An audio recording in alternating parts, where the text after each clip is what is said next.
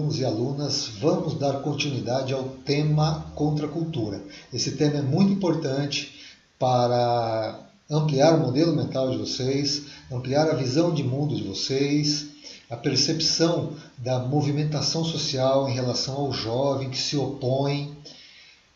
Eu digo ao jovem porque a contracultura é muito um movimento do jovem, em todo tipo de expressão imaginável, se opondo contra vários elementos da cultura de seu tempo, que influenciam movimentos sociais até hoje, a arte contemporânea, e vamos tentar entender de forma mais profunda os seus desdobramentos positivos, suas consequências negativas, como que os meios de manipulação, que também se intensificaram bastante, trabalharam e trabalham na diminuição dessa força social que parte do jovem, né? E que na contracultura foi um momento único na história conhecida da humanidade pela posição do jovem, que antes desse momento o jovem tinha uma posição política bastante enfraquecida, apesar de, nós sabemos, nós já vimos, né, lá no Iluminismo, na França, na Inglaterra, na Alemanha, quantos jovens foram produzindo novos paradigmas, novas formas de ver o mundo, né? Mas na contracultura não era o intelectual, não era aquele pensador, aquele teórico que trouxe uma mudança. Era uma força social que ocorria em todo o planeta, por assim dizer, de questionar muitos dos valores que estavam vigentes naquela época, aceitos como valores e que se mostravam, na verdade, a sociedade na condição de uma sociedade hipócrita, né? Que defendia alguns valores e praticavam outros valores. É bem importante entender esse assunto. No final eu vou colocar uma questão que caiu, eu acho que é da Sesgran Rio, alguma coisa assim, de um desses eventos. Não tenho certeza se é do Enem, mas de um desses processos seletivos aí no final da aula. Agora nós vamos para os slides.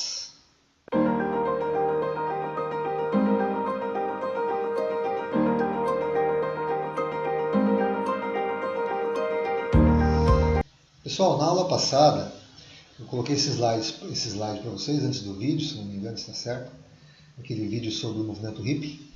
E colocando assim, vamos perceber também que os principais movimentos que representaram grandemente a cultura têm objetivos, a contracultura tem objetivos semelhantes no seu cerne. Fortes influências externas e objetivos que variam por região no mesmo contexto histórico. Na questão dos Estados Unidos, um aspecto muito forte é a questionar as guerras, que isso mexeu muito com a cabeça do jovem. A questão racial, que nos Estados Unidos é de uma segregação absurda, especialmente na década de 60, essa coisa estava insuportável, né? E os costumes, né? Os costumes daquela ideia da cultura americana do consumo, né? Na França, existia uma questão mais de cunho de liberdade sexual, liberdade de expressão, né? Que o jovem francês colocava também, se colocava contra o regime vigente na época. E em Praga, uma forte oposição contra a influência comunista, né? Em Praga, e no Brasil a ditadura militar. Então, no Brasil, um cunho mais político, Praga mais político, Estados Unidos e França, uma questão dos paradigmas vigentes. Beleza, pessoal? Vamos adiante. E tá aí, o movimento hippie, eu deixei um vídeo para vocês verem no final da aula passada, foi o mais famoso movimento jovem da história, em relação ao seu posicionamento contra a cultura, contra os paradigmas, contra os valores praticados na sociedade, que teve forte impacto ideológico em toda a década de 60, na década de 70, se percebe muito na década de 80, se percebe como? Se percebe pela expressão artística, nos seus vários segmentos, se percebia nas faculdades, muitos debates ambientais, políticos, há uma força que veio se perdendo Na década de 90 ainda se percebe mais, no ano 2000 para cá vem perdendo essa força. Tá?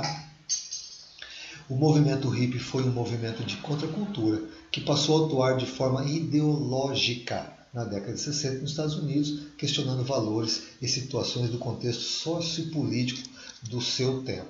Está aí uma imagem emblemática do movimento hippie, que ele tinha muito a questão da cor, da muita diversidade de cor, muita diversidade cultural e expressão cultural, liberdade, a ideia da liberdade do jovem, de uma sociedade livre, de uma sociedade com mais equidade, né? com mais igualdade, né? Aquela questão do ideário que pega força, como pegou na época da França, da Revolução Francesa, aquela coisa que pegou força, liberté, fraternité, igualité. Então eles tinham muito esse ideário da fraternidade, da igualdade, da liberdade, com alguns elementos complicadores que eu quero aprofundar um pouco nessa aula. Qual era o contexto sociopolítico? Está escrito aqui, né? Mas se você não visse aí, você lembraria, aluno? É importante anotar no caderno, me mande anotação, está valendo nota, tá? 10 pontos. Vamos fechar esse trimestre tranquilos em Sociologia. E isso aqui é importante, você anotar e você pensar um pouco, vislumbrar esse momento, o contexto sociopolítico do momento de maior força de expressão de contracultura na história da humanidade. A Guerra Fria danada, né? O comunismo influenciou o pensamento acadêmico em todo o mundo, especialmente na América Latina. Especialmente na América Latina, em todas as academias de toda a América Latina, um forte pensamento comunista com a ideia do socialismo. Isso é Guerra Fria. Tá? Eu não estou falando de um socialista como Paulo Freire, né? Um socialista que vê uma sociedade igualitária e pratica em suas ações a construção dessa sociedade. Estou falando do socialismo ideológico, da ideia utópica que dá base ao pensamento comunista, que é uma das partes da Guerra Fria, e o pensamento liberal, que é outra parte da Guerra Fria, com forte influência acadêmica, especialmente na América do Norte, Canadá, Estados Unidos, Europa, como a Inglaterra, França, Japão e assim por diante. Então está aí, a Guerra Fria, a Guerra do Vietnã, uma guerra que foi até 1973, durou 10 anos, né? Nos Estados Unidos, essa guerra se tornou, para a sociedade americana, um absurdo, e a mídia manipulava a visão de mundo das pessoas em relação a essa guerra. Você quer assistir um material extraordinário, porém não é para todo mundo assistir, pois as cenas são reais e são um pouco fortes, né?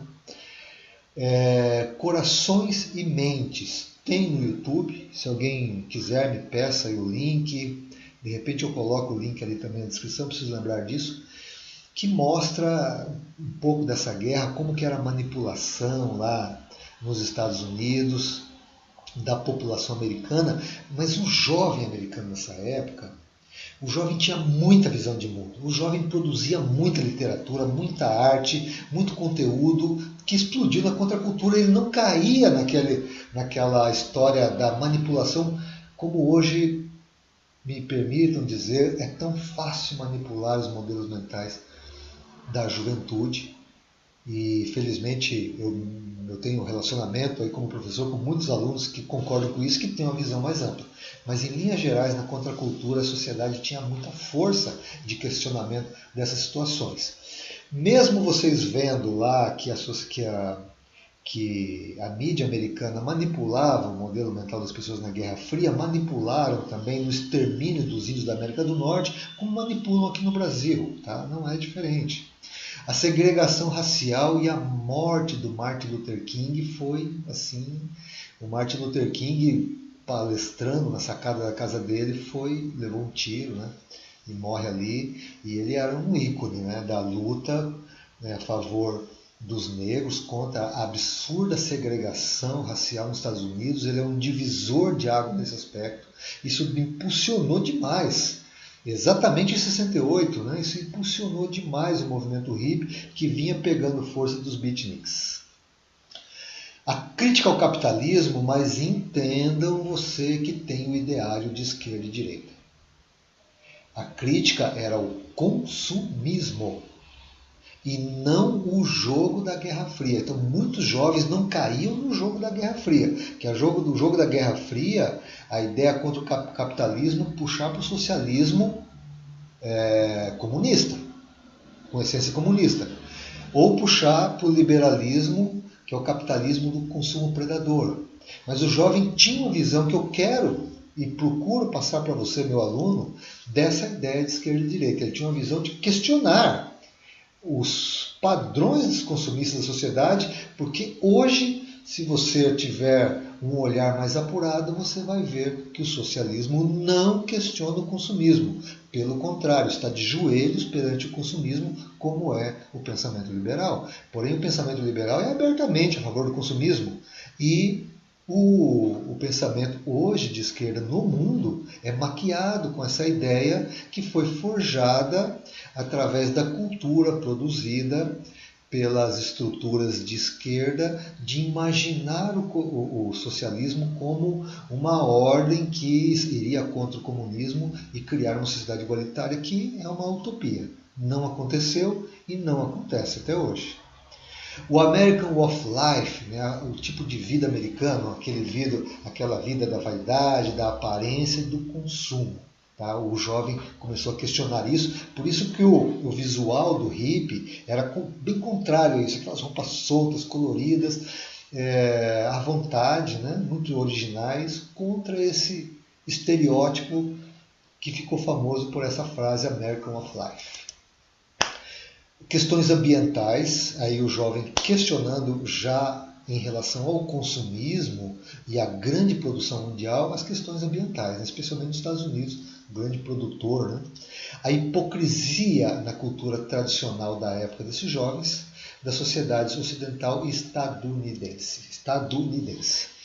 Esse era o cerne do movimento hippie, em especial, com influência lá na França, aqui no Brasil, tá? No mundo todo, com alguns elementos diferentes. Vale a pena lembrar o Martin Luther King, que foi um dos grandes ícones da luta real por uma sociedade igualitária. Não da ideologia, da luta ideológica, onde a pessoa se coloca atrás de uma ideologia e fala, mas não promove a sociedade mais equilibrada. Espero que vocês possam entender isso. Olha que interessante que o Martin Luther King coloca assim: o que mais preocupa não é o grito dos violentos. O que mais preocupa não é o grito dos corruptos. O que mais preocupa não é o grito dos desonestos, nem dos indivíduos sem ética. O que mais preocupa é o silêncio dos bons.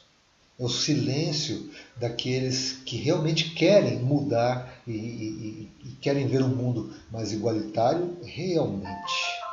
Então essa frase do King ela é reduzida um pouco assim, né? O que me preocupa não é o silêncio dos maus, o grito dos maus, mas sim o silêncio dos bons. Tremendo cara, né? E essa frase aqui também é muito famosa: eu tenho um sonho, o sonho de ver meus filhos julgados pela sua personalidade e não pela cor da pele. Que absurda a segregação racial, né, pessoal? Então, o movimento hippie ele se posicionou muito nesse aspecto também. Essa imagem aqui é épica na França, tá? E a menina ali com uma flor, né, perante os soldados. Eu até não tenho certeza se é em relação à Guerra do Vietnã também. Mas é uma imagem épica do posicionamento do jovem contra a guerra. Que bonita essa imagem, né? Linda, linda, linda. Com essas imagens eu quero pôr agora para você, preste atenção, tá? Que eu quero que você entenda a contracultura. É muito falada a contracultura sobre a droga, sobre sexo, as pessoas nuas, né? Aquela coisa de liberdade sexual, que isso aí é questionável, mas é muito produzido essa imagem com uma intenção de manipulação de visão de mundo. Que eu vou aprofundar um pouco, que o que a contracultura perdeu força é que os meios de dominação, especialmente pela mídia de massa, percebeu a força do jovem na contracultura, que eu tentei, eu tive a intenção no primeiro vídeo da aula passada, daquele rapper americano, colocando ali aqueles jovens em ação, mudando o mundo e tal. Os meios os grupos dominantes, que, como se fala em sociologia, eles perceberam que o jovem tinha uma força ímpar e poderosa, né? E era preciso aniquilar essa força. Então aquela ideia de a contracultura e tal, era todo mundo pelado, todo mundo drogado, chapado e só rock and roll na cabeça, não é assim.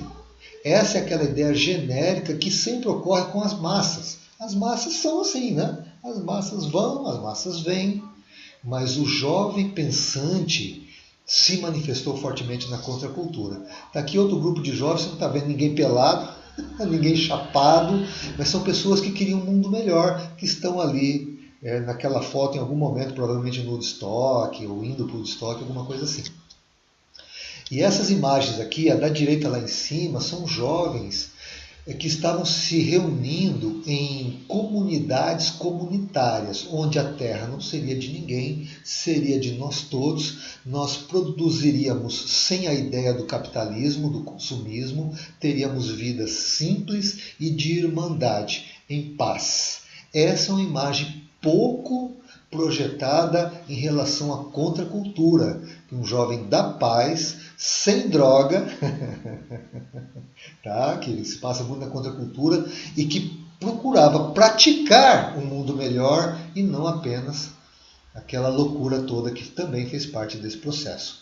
E outra coisa que talvez você não saiba, a espiritualidade que o jovem buscou muito fortemente nesse momento, que também é pouco falada. Esse indivíduo aqui, ó, ele está de costa, né? Aqui não é, aqui esse indivíduo aqui, tá? Tinha milhares de jovens. Existia uma fazenda nos Estados Unidos onde ele ia. Milhares de jovens iam ouvi-lo. Ele era, o nome dele ainda está vivo até hoje, como é que é o nome dele? O Ram Dass. Ele veio da Índia. Ele era um jovem universitário nos Estados Unidos, se eu não me engano, em Harvard, e eles faziam pesquisa em Harvard. Veja que momento que foi esse, na década de 60.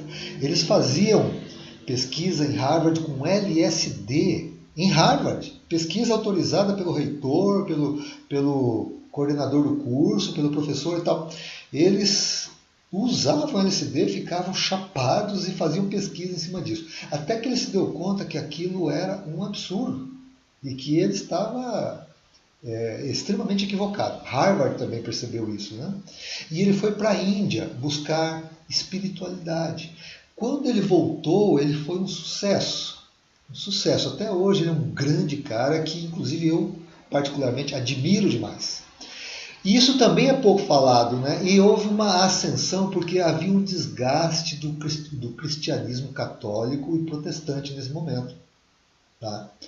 Então houve uma ascensão do pensamento religioso e espiritual da Índia. Então nós vemos aqui uma outra imagem da época com provavelmente um sábio, um mestre indiano aí, né, um guru, que é o termo que se usa muito, com um jovem, né, ocidental, muito interessado na espiritualidade, valores profundos de ética, de amor, né, de fraternidade, de empatia.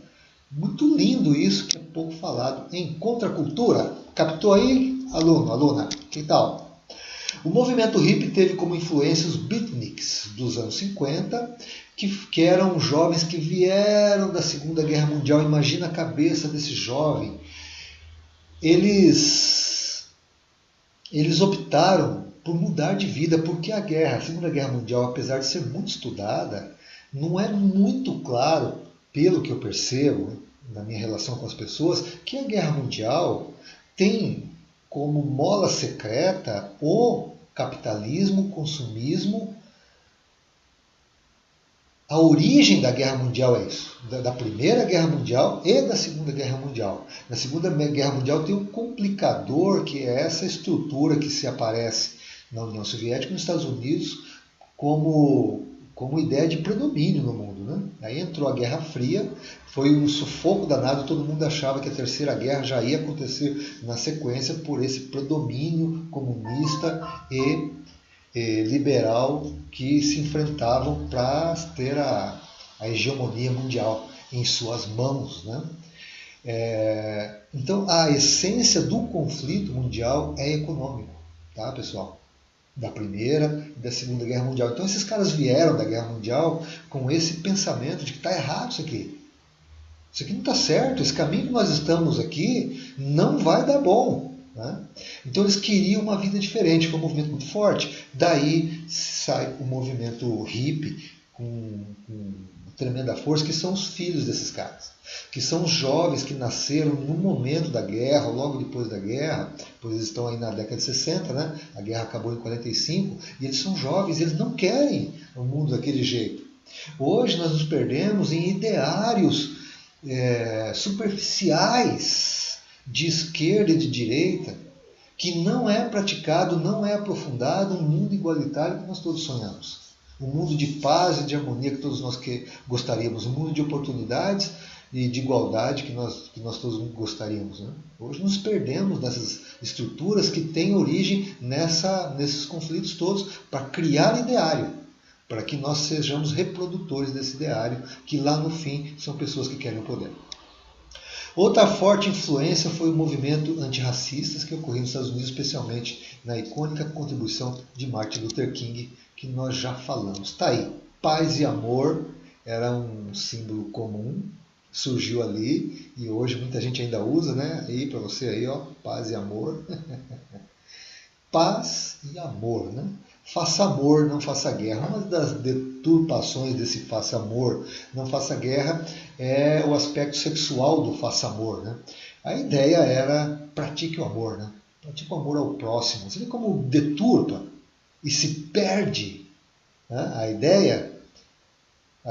Lá na França, uma faixa faça amor, não faça guerra, deturpa aquilo para a questão da sexualidade, que é uma intimidade do indivíduo aí, entre duas pessoas. Né?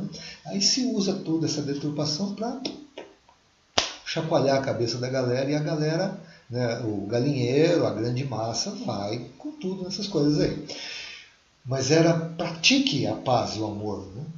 E não a guerra. O movimento era diverso, geralmente formado pela juventude americana, no caso do uso do hippie, né, que nasceu logo após a Segunda Guerra Mundial, tendo membros adeptos do socialismo e do anarquismo. Por que membros adeptos do anarquismo? O anarquismo, sabia você que é uma ideia bacana? O anarquismo é a ideia de que você cuida da sua vida e eu cuido da minha. E nós nos ajudamos aí de alguma forma. Mas que você não rege a minha vida e nem eu vou reger a sua. Essa é a ideia do anarquismo. Mas o anarquismo só poderia funcionar se nós não nos perdêssemos da ideia grega de cidadão extremamente bem educado e preparado para guiar-se, consciente de sustentabilidade, de distribuição, de igualdade, de não domínio, aí o anarquismo funcionaria. Claramente na nossa sociedade não.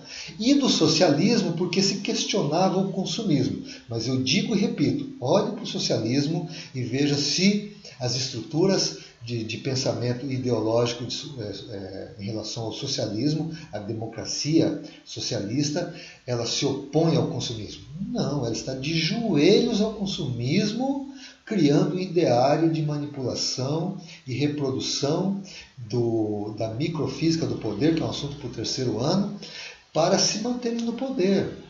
Tá? O ideal do socialismo, essencialmente, é um mundo igualitário, né? Mas esse ideal nós não vemos na prática. Temos exemplo na América Latina toda. Criticando o sistema capitalismo e sua forma de vida baseada no consumo de bens materiais. Assim, os hippies defendiam a vida comunitária baseada na paz e na igualdade. O grande ápice da representação do movimento se deu no ano 69 com o advento do Woodstock, um festival de música que aconteceu numa fazenda na cidade de Bethel e não na cidade de Woodstock. A cidade era para ser na cidade de Woodstock, passou para a cidade de Bethel, depois eu vou falar um pouco sobre isso, no estado de Nova York. Foram 3 dias de música, contando com presenças épicas como Jimi Hendrix, Janis Joplin, Santana, Joe Cocker, The Who, entre outros, né? Alguns épicos também não foram, como Bob Dylan, como os Beatles não puderam ir, Rolling Stones e tal. Mas foi um momento assim da expressão da força do jovem entre a força realmente de buscar uma sociedade mais igualitária e a força do que era muito conhecido na época, as 3 palavras citadas corriqueiramente, sexo, droga e rock and roll, que deturpou e complicou todo o processo. Tá? Vamos lá. Aí 2 grandes ícones, pessoal. Vocês conhecem esses aí? Eu acho que tem muitos alunos aí do segundo ano que conhecem. A Janis Joplin e o Jimi Hendrix. Tem um elemento curioso nessa história toda, que esses 2 eram os grandes ícones, porque os Beatles já vinham encerrando a carreira, depois o John Lennon caminha sozinho para um lado, tinha os Rolling Stones que vinham pegando força, mas que não tinha uma força curiosa no Jimi Hendrix e na Janis Joplin como os 2 maiores ícones desse momento cultural, tá? Os 2 grandes ícones. A gente tinha muitos, né? The Who, o Bob Dylan, tremendo, tremendo, tremendo. Só que em números de expressão e de agrupamento de fãs e aquela coisa de muita força mesmo, os ícones eram as grandes estrelas, Janis Joplin e Jimi Hendrix. E tem um elemento muito interessante, porque muitos jovens defendiam mesmo sexo, droga e rock and roll, né? E o Jimi Hendrix e a Janis Joplin morrem de overdose. Então, teve um impacto aí nesse ideário, né, de defender essa ideia de uma sociedade livre nesse sentido. Porque nesse sentido não é possível. Né? Precisamos de pessoas conscientes de uma sociedade de valores, né, que entram aí em detrimento. E curiosamente, o jovem sofreu esse impacto dos 2 grandes ídolos deles morrerem justamente por overdose, por uma vida muito louca, com muito uso de drogas, tá? E que não foi legal, né? Ficou aquela ideia, não foi legal para eles. Para o meu ídolo isso não foi legal. Então isso ficou uma coisa forte nesse momento para o jovem da época.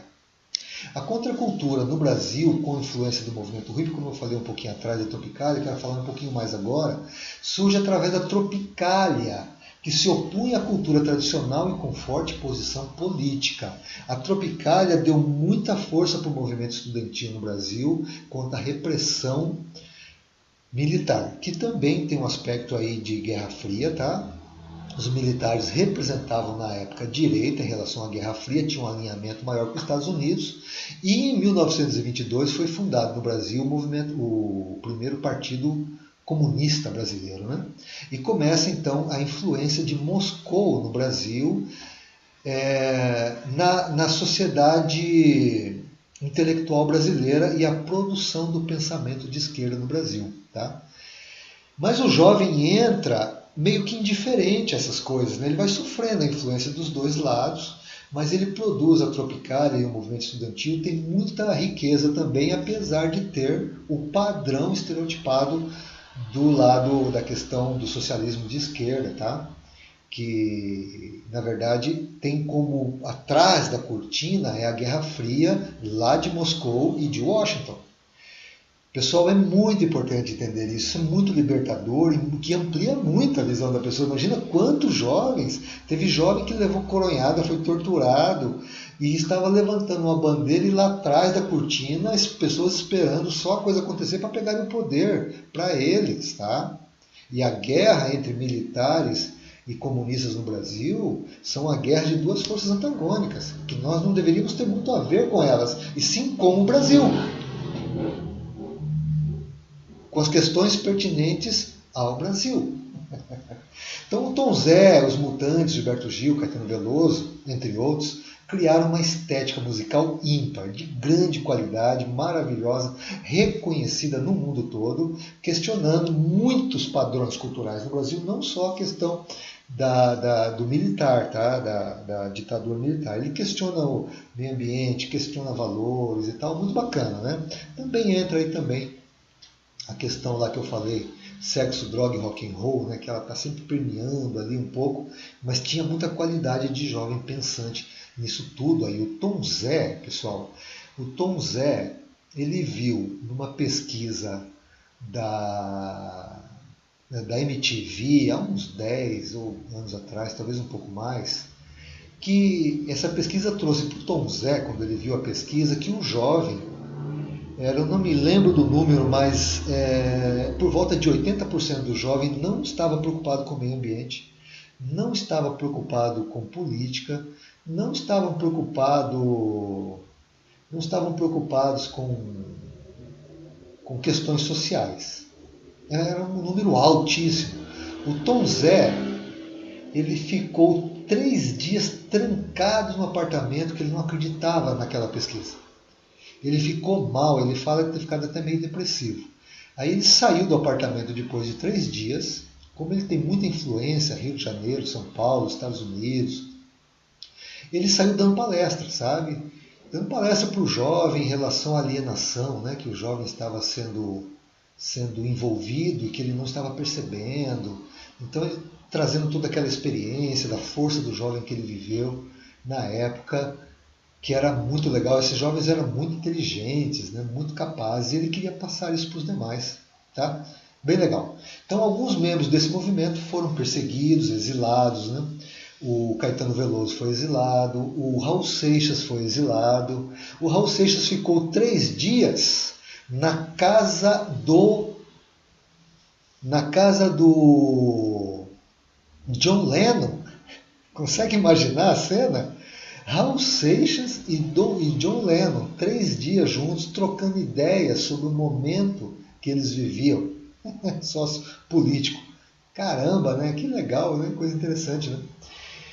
Por que eles foram perseguidos? Né? Porque tinha essa briga de direita e esquerda, e o militar percebia que era coisa de direita, porque a direita tem todo um sistema cultural, né? De valor, de valoração. E o militar, aquela rigidez, mas ele percebia o sistema que estava sendo inserido, porque Moscou introduzia intelectuais na sociedade brasileira, e esses intelectuais iam fazendo a cabeça do jovem, do artista, principalmente do artista. Uma das estratégias de Moscou é fazer a cabeça do artista. Esse é um assunto um pouco mais profundo, né? Mas o artista ele tinha que passar a ideia do sexo, droga, rock and roll, porque a ideia de Moscou para chegar um dia ao poder com ideário de dominação era a degeneração do jovem, tá? E nessa forma se introduziu muito nessa força toda que o jovem tinha, essa questão da liberdade sexual, a questão da droga, a questão e foi complicando um pouquinho. Então o militar é o outro extremo, aquela rigidez, isso aqui de esquerda, aquela guerra toda, e nós nos perdemos um pouco nessa coisa toda aí. Tá aí uma imagem da Tropicália, um movimento na Bahia, com muita influência de músicos do Rio de Janeiro e São Paulo, né? Tem influência lá do Tom Jobim, como do Chico Buarque, tá? Sensacional, né? Os caras muito bons, né? Legal. Eu acho que o Tom Zé é ele. Não, acho não. O Tom Zé é esse indivíduo aqui, ó. Grande cara, hein? Grande cara. A música dele é difícil de ouvir, tá? Porque era uma música produzida com muita propriedade, muita particularidade do artista. Não tinha estereótipo musical. O artista produzia a música dele. A música do Caetano Veloso era a música dele. Não era uma música estereotipada. Muito valorosa mesmo. Vamos lá, o ano de 68 ficou conhecido pela efervescência social, tal como se pode comprovar pelo seguinte trecho. Pessoal, aqui eu vou colocar uma questão para vocês, preste atenção. É uma questão, se eu não me engano, da CES Gran Rio, tá? De um processo seletivo, não tenho certeza se é do Enem ou não. Tá? Então preste atenção, vamos ver se fosse o Enem e caísse essa questão, se você acertaria. Tá? Vamos ver com atenção isso aqui. O ano de 1968 ficou conhecido pela efervescência social, tal como se pode comprovar pelo seguinte trecho. Esse trecho que eu vou ler aqui para vocês agora é de um líder do movimento dos jovens do maio de 68 na França. Não tem o nome dele, foi publicado num jornal, tá? Eu não tenho o nome dele. É preciso discutir em todos os lugares com todos os indivíduos. O dever de ser responsável e pensar politicamente diz respeito a todos, não é privilégio de uma minoria de iniciados. É bem uma linguagem francesa, né? Porque na França grandes pensadores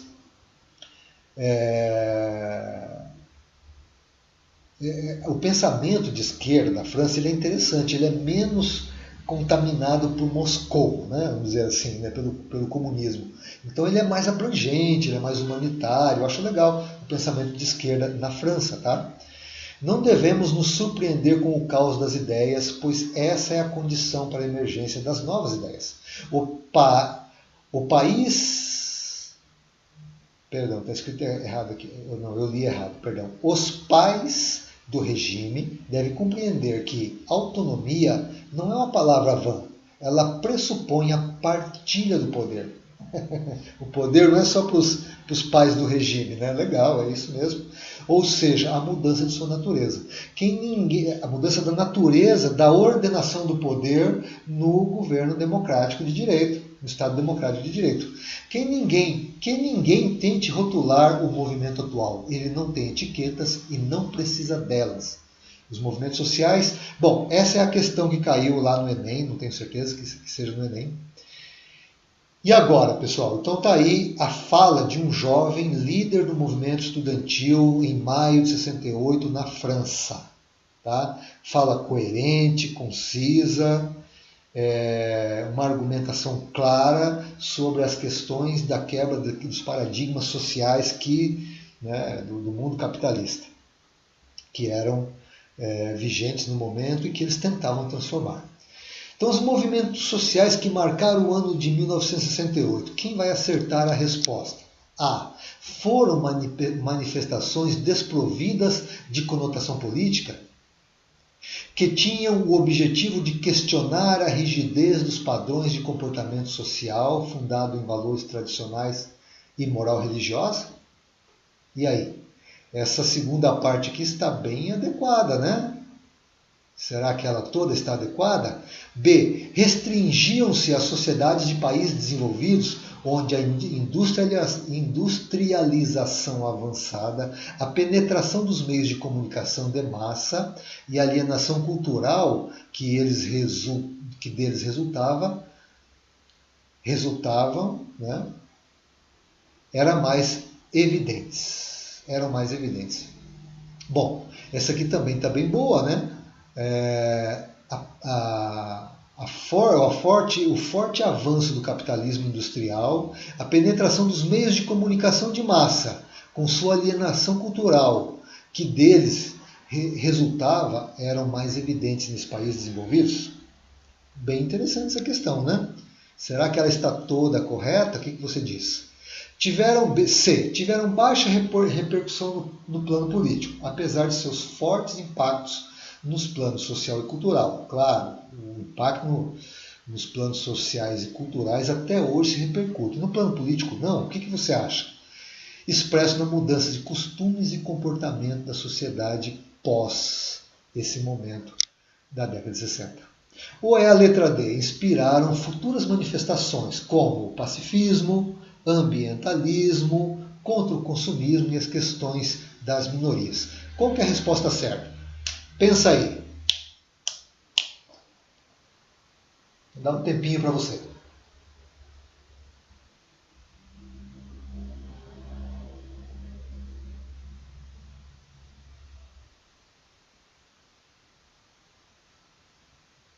Será que você acertou essa questão? Caísse no Enem, você acertaria? Aluno.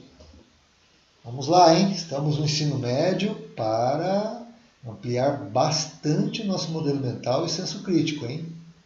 para que isso faça diferença em nossas vidas. Conseguiu responder? Vamos lá, pessoal. E essa parte aqui da A realmente está boa, né? Você concorda comigo que foram manifestações desprovidas de conotação política? A A? Não, né? Não está certa a conotação era totalmente política, porém menos partidária. Hoje, né, nós temos uma tendência que uma sociedade evoluída precisa entender. Uma manifestação social em prol do seu país, do seu povo, se tiver tendência partidária, ela está a serviço de partido político, de líderes, de pessoas que querem o poder, de grupos dominantes que articulam o modelo mental dos indivíduos para reproduzirem essas intenções desses grupos políticos. Então a manifestação é apartidária e sim a transformação real de situações no sistema democrático de direito. Restringem-se a países desenvolvidos? O que você acha? Hein? A letra B, será? O que você acha? Se você acha que não é a B, beleza, porque nós não falamos que no Brasil a coisa pegou também. O Brasil não era considerado um país desenvolvido, né? E até hoje está nessa luta que a corrupção impede, né? E a manipulação das massas brasileiras. Mas Praga era uma das grandes, e ainda é, uma das principais capitais europeias, França e Estados Unidos, sociedades e países bem desenvolvidos. Tiveram baixa repercussão no plano político? Não. Grande repercussão no plano político. A própria mobilização política, o próprio discurso político mudou.